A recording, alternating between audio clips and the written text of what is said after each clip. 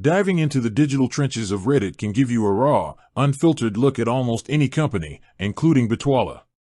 What are users really saying about this crypto banking hybrid? The general sentiment has a few distinct phases.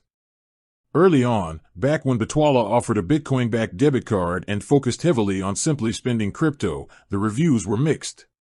Some users praised it as a crucial bridge between Bitcoin and traditional finance, celebrating the ability to easily pay bills or use an ATM.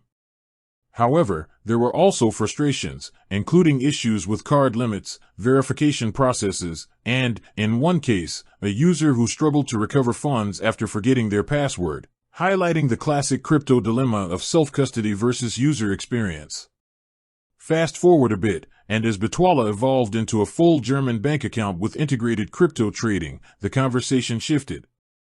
Positive reviews often center on the convenience of having both a Eurocurrent account and a Bitcoin/Ethereum wallet in one place.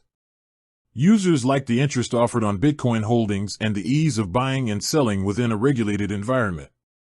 The main criticisms, more recently, often boil down to the platform's limited crypto offerings. It's primarily Bitcoin and Ethereum, and some occasional reports of slow customer support, though this is a common complaint across many financial services. The consensus?